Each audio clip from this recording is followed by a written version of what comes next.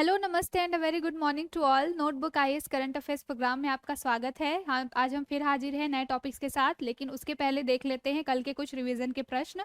तो सबसे पहले देखते हैं पहला प्रश्न। पहला प्रश्न है कि किस देश में व्हाइट हाइड्रोजन की खोज की गई है। तो हमने चर्चा की थी पिछली क्लासेस में, व्हाइट हाइड्रोजन मिला है, कहाँ पर मिला है। पहले ऑप्शंस देखते हैं। ऑप्शन है इटली, जापान, फ्रांस या ऑस्ट्रेलिया। तो किस देश में प्राकृतिक व्हाइट हाइड्रोजन की खोज की गई है, तो हमारा आंसर क्या है, फ्रांस। फ्रांस में दो वैज्ञानिकों को मेथेन की खोज करने गए थे, उनको ये व्हाइट हाइड्रोजन प्राप्त हुआ है। व्हाइट हाइड्रोजन जो है प्राकृतिक रूप से पाया जाने वाला हाइड्रोजन है, जो कि पर्यावरण को बहुत ही कम प्रदूषण देता है। कहाँ पर इन खोजने गए थे ये, तो लोरेन बेसिन एक जगह है उत्तर पूर्वी फ्रांस में। तो इस लोरेन बेसिन में इनको ये व्हाइट हाइड्रोजन प्राप्त हुआ है। तो ध्यान में रखेंगे, जगह भी पूछ सकता है। कौन सा है, लोरेन बेसिन है जो उत्तर पूर्वी फ्रांस है, वहां पर ये मिला है। क्या मिला है, व्हाइट हाइड्रोजन। तो ध्यान में रखेंगे कौन सा देश है, फ्रांस। चलिए अगला प्रश्न देखते हैं। इन कोर ऐप किससे संबंधित है, इसके बारे में भी चर्चा की थी। इन कोर ऐप किससे संबंधित है, पहले ऑप्शंस देखते हैं। निर्वाचन आयोग, केंद्रीय सतर्कता आयोग, सीबीआई या इनमें से कोई नहीं।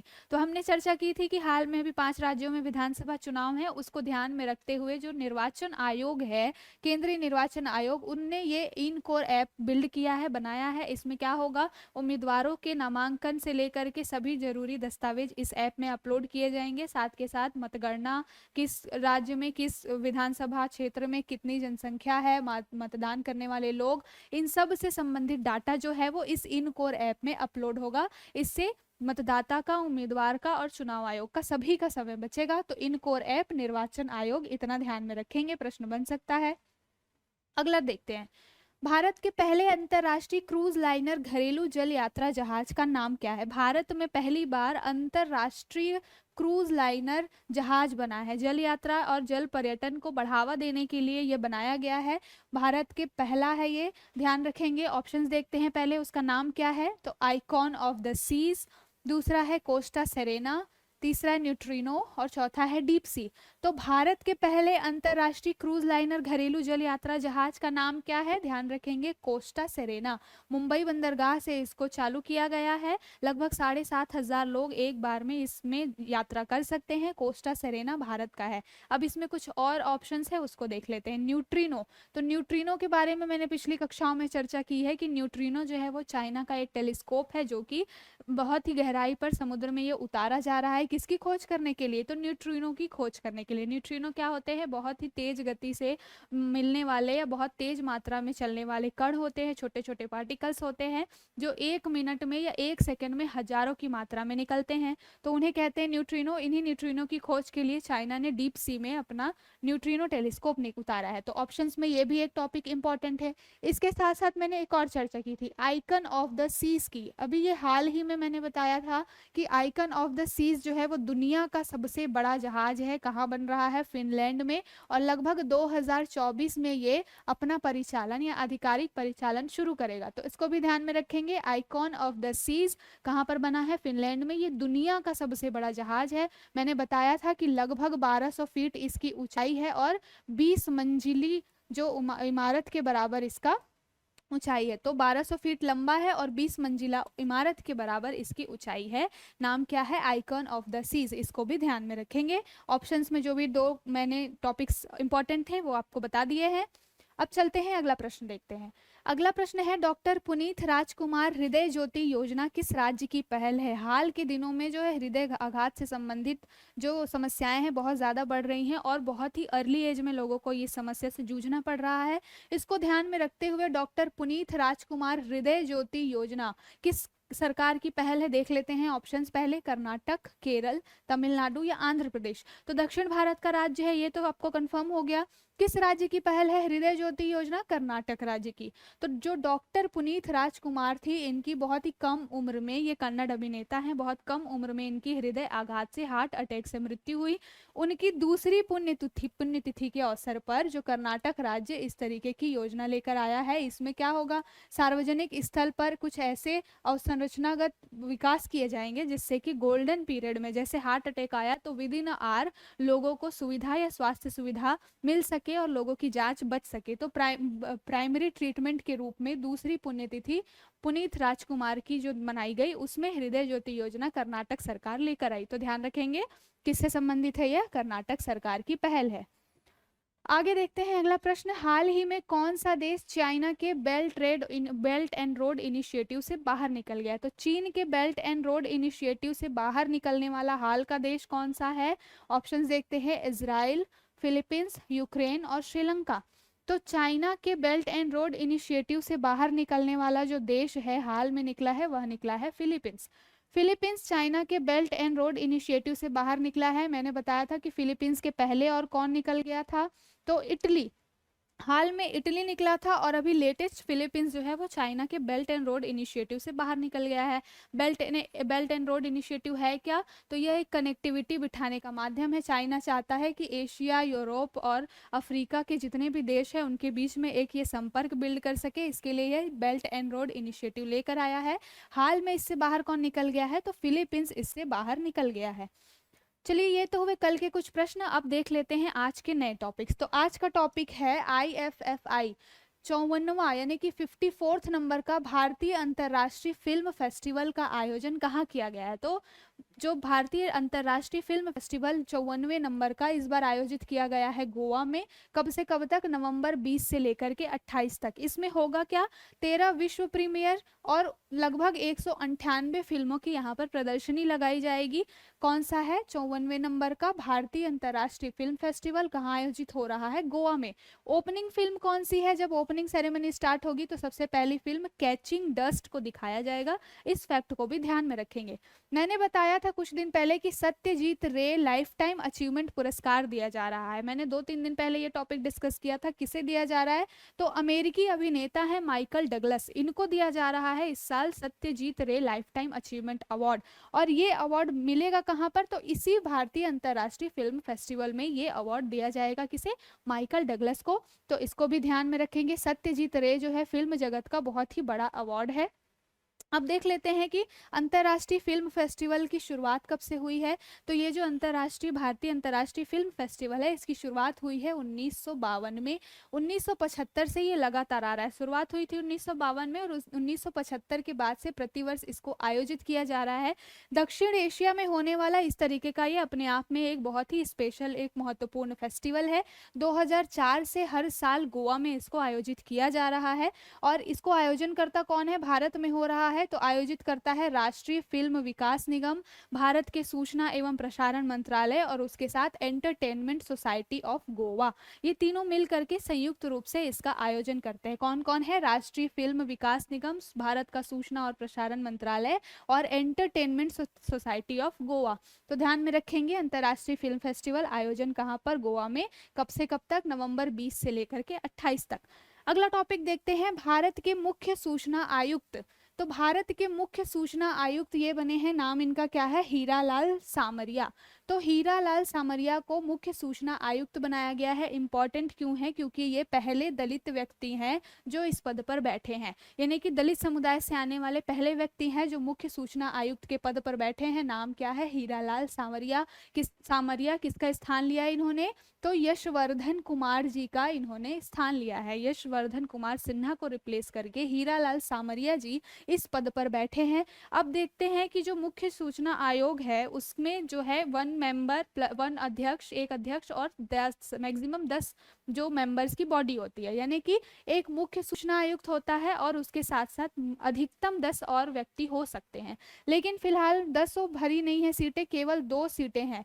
मुख्य सूचना आयुक्त हीरालाल सामरिया और अन्य 2 व्यक्ति जो इस पद पर बैठे हैं सूचना आयुक्त के रूप में, वो कौन है? श्रीमती आनंदी रामलिंगन और विनोद कुमार तिवारी। तो इन दोनों का नाम भी याद रखेंगे, श्रीमती आनंदी रामलिंगम और विनोद कुमार तिवारी। ये मुख्य सूचना आयुक्त के साथ साथ अन्य 2 सूचना आयुक्त हैं, इनका नाम भी याद रखेंगे।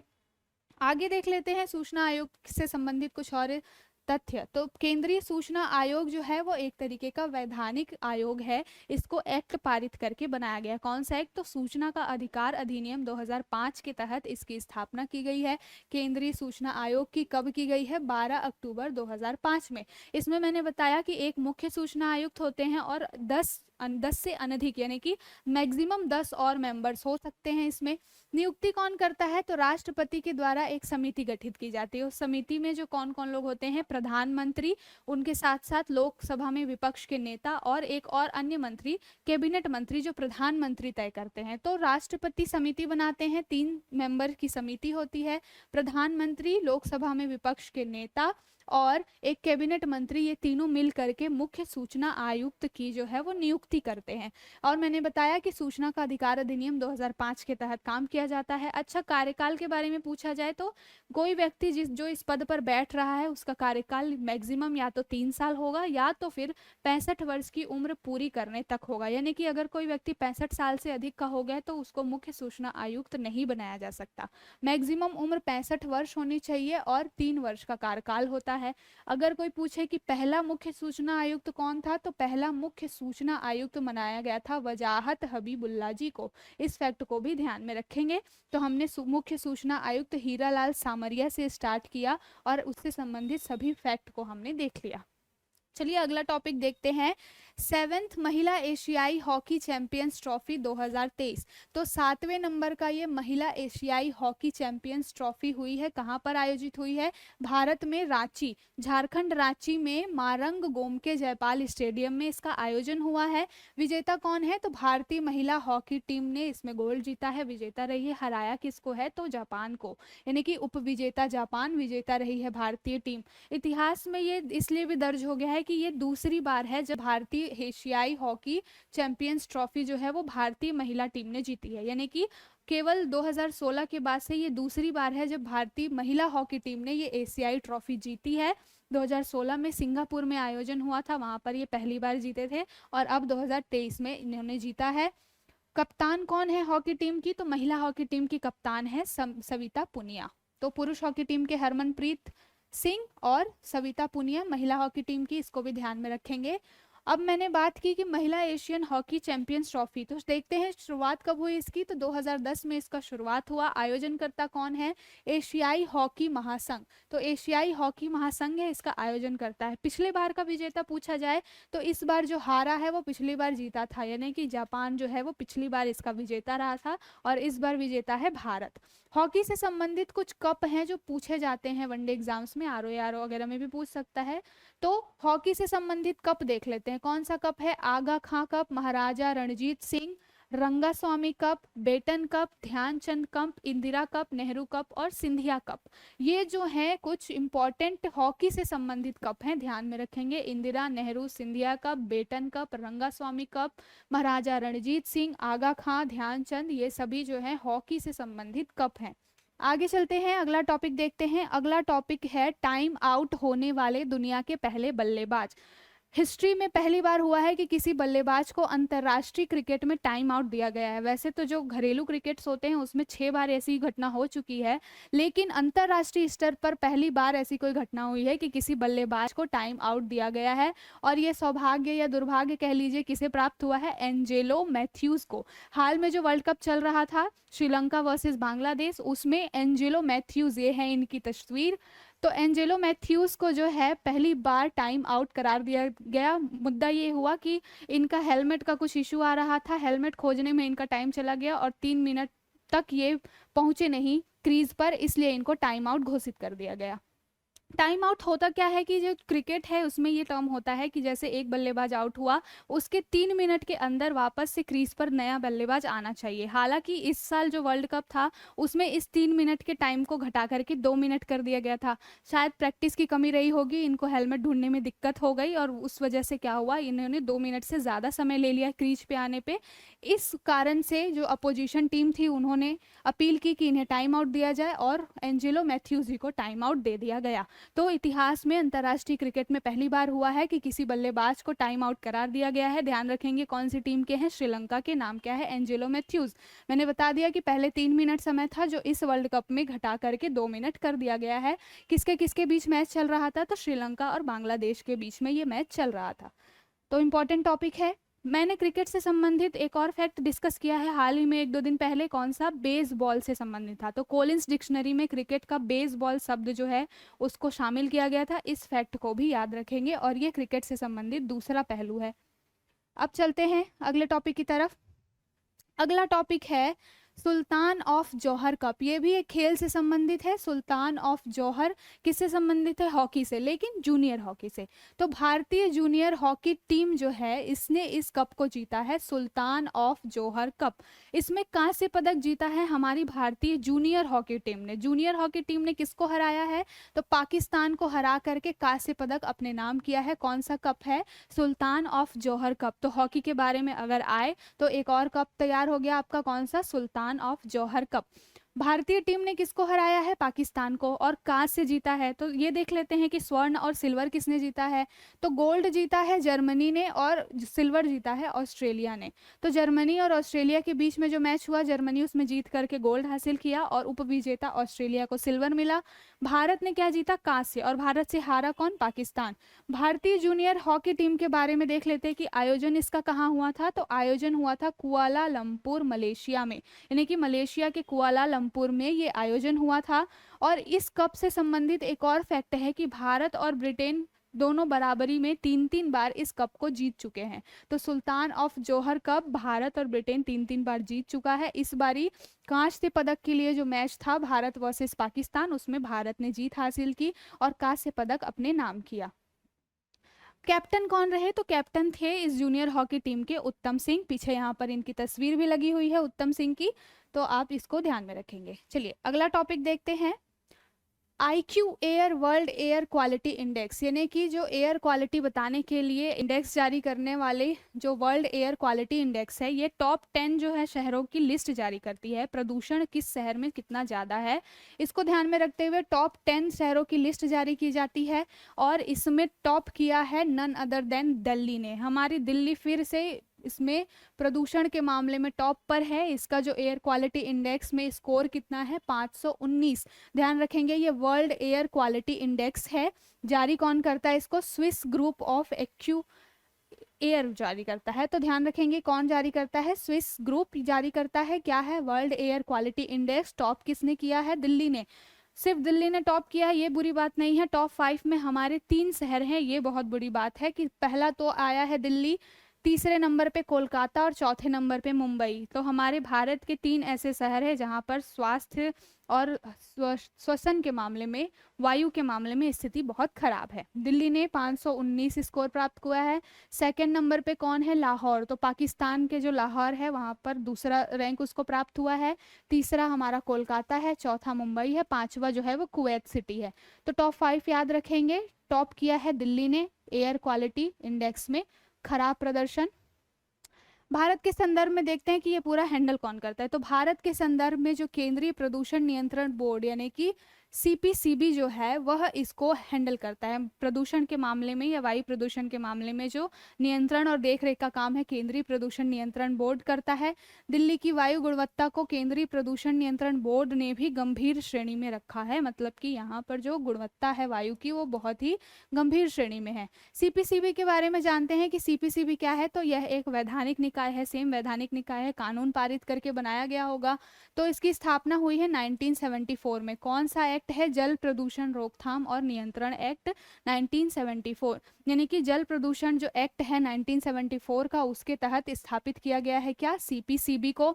आगे देख लेते हैं कि इसको शक्ति किससे प्राप्त होती है। तो स्थापना तो की गई है जल प्रदूषण एक्ट से, शक्तियां प्राप्त होती है इसको वायु प्रदूषण 1981 का जो एक्ट है। तो वायु प्रदूषण रोकथाम और नियंत्रण अधिनियम 1981 से इसको शक्ति प्राप्त होती है।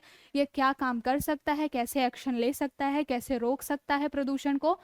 देख लेते हैं मंत्रालय किसके अंतर्गत आता है, तो पर्यावरण से संबंधित मंत्रालय है, तो कहाँ पर आ जाएगा, ministry of environment forest and climate change, यानी कि पर्यावरण वन और जलवायु परिवर्तन मंत्रालय के अंतर्गत ये आता है। सीपीसीबी अध्यक्ष कौन है, डॉक्टर तन्मय कुमार जी अभी इसके अध्यक्ष हैं, और मुख्यालय इसका कहाँ पर है, नई दिल्ली में है। तो हमने शुरुआत कहाँ से की थी, एयर क्वालिटी इंडेक्स, उसमें भारत में 3 शहर टॉप 5 में, कौन कौन से टॉप में कौन रहा था, दिल्ली, उसके बाद में सेकंड नंबर पे लाहौर। यहाँ इंडेक्स में देखते हैं कि दिल्ली भारत का जो है वो टॉप पे रहा, फिर सेकंड नंबर पे लाहौर, उसके बाद कोलकाता, बांग्लादेश ढाका, मुंबई, कराची, सेंचन, सेनयांग चाइना, होंगचाओ चीन, कुवैत सिटी और वुहान। तो ये जो है कुछ अत्यंत खराब कैटेगरी में देख लीजिए, या खतरनाक कैटेगरी में भारत है, और दिल्ली की स्थिति क्या है, खतरनाक है। तो ध्यान में रखेंगे, टॉप 10 सिटी में दिल्ली टॉप में है, सेकंड नंबर पे लाहौर है, थर्ड नंबर पे कोलकाता है। हमने चर्चा किसकी की, एयर क्वालिटी इंडेक्स की। चलिए आज के लिए इतना ही। आई होप आपको आज का सेशन अच्छा लगा होगा। अगर आपको हमारी पहल अच्छी लगी तो हमारे notebook IAS education for all channel को ज़्यादा से ज़्यादा लाइक करें, शेयर करें, सब्सक्राइब करें।